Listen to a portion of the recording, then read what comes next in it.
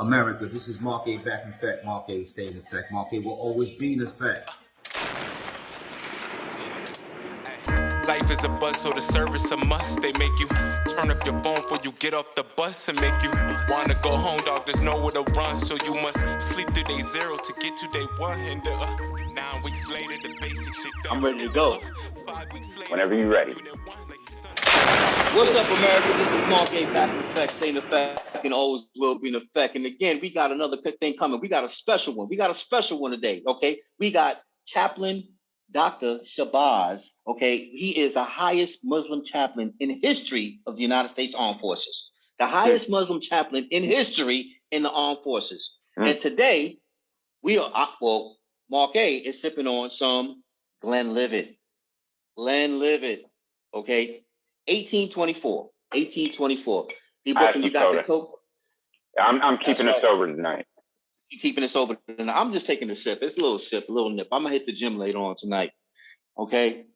Thank you for coming to the show, Dr. Shabazz. Absolutely. You know, it's a pleasure. Absolutely. A pleasure to have you. Absolutely. Thank you, Well, guys. let's get it going. Thank you guys for inviting me. I appreciate it. And let's get it on. So, Dr. Shabazz, tell me where it all began. Well, I tell you, again, thank you guys for inviting me. This is the part that is going to get kind of tricky and kind of traumatic. So for me, my story began 10 years old, being molested by a family friend. That event itself turned a pretty lively kid into a depressed kid, a confused kid, because I couldn't understand why somebody who was in my family would molest me. And so based upon that, special education in the 8th grade, failed the 9th grade, failed the 10th grade. I was getting myself back on track, and then I failed the 12th grade where I had to go to summer school and graduate. I couldn't graduate with my class. Thankfully, as we talked before in the pre-show, God gave me this huge body. And so I'm about 6'5", 265. I was about 230 back then, so I got to go to school and play ball. Well, I still hadn't dealt with the molestation. I still hadn't dealt with the anger and the pain from that. So quite honestly, anybody who looked at me for more than 3 seconds, I would just beat the hell out of them, because I didn't know whether they were looking at me, because I didn't know whether I was a man or a woman. I grew up with women, then I was molested. And so I was struggling with that type of identity. And so I was fighting and I was drinking myself to sleep at night. Well, as anything like that would come to a head, I went to a party one night. I had been drinking, and 6 guys were there waiting on me because the people on campus were tired of me bullying them. And so they shot me in the back, beat me with a shovel, where I almost lost my life. I was medevaced out to what's called Tyler Medical Center, and I almost lost my life there at 21 years old. Well, you would think, honestly, after a traumatic event like that happened to a person, that they would straighten up and fly right. Well, I went back to school after I healed 6 months later, and I saw this kid. And of course, some of the problems in our community, friends could be able to life or death of you. So I went to my friends, told them the kid was on campus. And as usual, they gave me bad advice. One guy gave me a 45, the other guy gave me a sawed-off shotgun. So I was in set to eliminate this kid. Always, you have somebody in the wilderness, I call, who you respect. And I went over to this guy. He was a senior on the basketball team. And this is going to be kind of tough for me. So he said, man, Prime, they used to call me Prime Time. He said, man, don't do that, because you're going to let your mom down. That's a trigger word for me. I always loved my mom. I was a mama's boy. And so that night I decided not to kill him. But I got a crowbar out of my car and I beat him really bad. Well, that sent me to jail. I was carried off campus in handcuffs. And then from there, I went to Alexandria, Louisiana, where I worked as a janitor/cashier. And then, my girlfriend got pregnant and I decided to come into the Army. Well, as the theme of this story is, I still hadn't dealt with the molestation. So I came in the Army 1991, still had real problems with my identity. And so every NCO, every officer who thought about telling me what to do, I was into a scuffle with them. So I got 2 Article 15s, chapter paperwork in hand. Okay, so 1 year in, I was getting ready to get put out of the military. So I decided at that point to kill myself. And the great thing about life is always somebody there to help you make a choice. A sergeant major came and he told me, talked to me for an hour or so, and he told me he'd be my mentor. And he became my mentor, and I decided to dedicate the rest of my life to education. I've been in school for 25 straight years, 2 doctorate degrees and 5 master's degrees. I decided that it took me 25 years to destroy my life.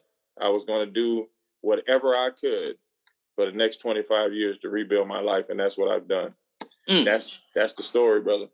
Woo! That's deep. Wow. TV timeout.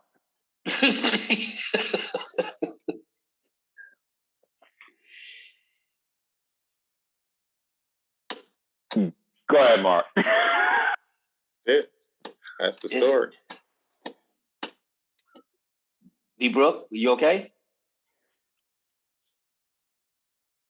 Yeah, Thank you, brother. Thank you, brother, for making me do this. Yeah, that story. You have no idea. Oh, this is Aaron. Yeah, I don't care. Go ahead, Mark. You okay, DBrklyn? Keep it going. but that story has made men like DBrklyn and others sob, because I'm sobbing when I tell it. It's been 15 years I've been telling this story, and it's been healing me. I tell it around the Army. I tell it around the world. I tell it internationally. And the reason I do that is because it's a lot of men who are hurting. It's a lot of men who have been molested. It's a lot of men who have been in trouble, who don't think that they can turn their lives around, because we're dealing with a lot of issues that we can't tell our friends, because our friends will call us weak, will call us a punk, or whatever other adjective they use. So I understand that emotion that he's going through, because I hear it every day, because I tell this story every time I have a chance. And it's really a story of restoration and redemption. They're saying to all people out there, listen, man, your past don't define you. You define you. The only difference between me and anybody else in this world is a decision. I decided to pick myself up. I decided to not let life define me. And I went on this journey, man. And I tell you, it's been a hell of a ride. Absolutely. And again, Chaplain Shabazz has been out there in the force, for all these years. I mean, I think I met you. I think it was in Lewis. When you were stationed in Lewis, right? You were stationed in Lewis at one particular time, but it was 2000. Yeah. And you had a sermon, because every Friday we had Juma, and I went there, and just the powerful words that you basically speak, when. What you were saying, it just made me keep coming back, and that's why I'm like, when I, as lost touch or whatever, but then I'm seeing you throughout the last few, especially last 6 years or so, and just elevate and getting up in rank and everything, and giving back, and yes. I'm like, man, it's amazing. 2 doctorate degrees, you said.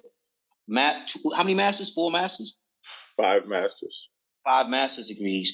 And still continuously to put forward, not saying that you're the greatest in the world, but what you're saying is that you want other people to be great as well, and that's what it's all about. Yeah, absolutely. Because I have a intractable relationship with this word called humility. People always say, be humble, be humble. Well, if you look at the definition of humble in the dictionaries, it's a person that thinks less of himself, that doesn't think they're important. So for me, humility is having all the things that I have, all the things that I've accomplished, and I want to give them away for free. That's humility. I've put 83 people through officer school. I've helped 12 people get doctorate degrees, and I started a fund where I'm helping people get master's degrees. See, that's humility. Arrogance is me sitting around with all of this education and telling people how great I am. That's arrogance. We need to redefine what humility is. Humility is not sitting in a corner, you know, saying, well, I don't want anybody to think I'm arrogant. I don't want to tell people about my education. Yeah, you better tell people about your education because it gives them hope. You don't know where people are in their life. And so if they can see a person like you who's a regular guy, no matter what people tell me, I'm a regular guy who made a decision. And so when they see that, that gives them hope. The other day on Facebook, this guy's name is Wright, 55 years old. He heard a prayer that I gave, and then he started looking me up on the internet. He looked me up on the internet and saw all that stuff and saw the story I just told you. Do you know that this guy at 55 years old decided to go back to school, and he said he will not stop until he get his doctorate degree? That's what's up. He said because I gave him confidence, dude. I've never talked to him. Mm-hmm. Huh. Yep. See? And to elaborate on that, Dr. Shabazz, I'm gonna put it out there. You know, when I first came up with this idea was Apex 07, Apex 07 podcast show. Who I contacted you. Am I right? That's right. That's right. And I said to you, like, yo, what do you think about this? You know, and you told me straight up.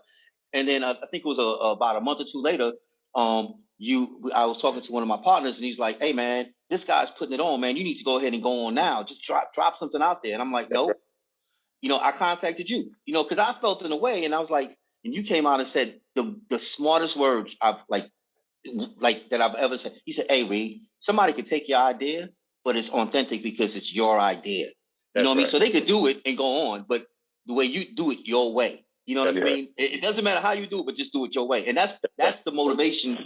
This is what this man does. You know what I mean? This is what he touches. You know what I mean? Right. And he's not gonna, if you miss his call, if he misses your call, he's gonna call you back. No matter what number it is. Yeah, because I could be the buffer between life and death for you. Mm-hmm. I was on TikTok the other day. This guy, his handle is Carly's dad, right? Mm-hmm. This cat said he seen my video. I was talking about my bouts with suicide. He said he was an hour man. He said he was an hour away from suicide, right?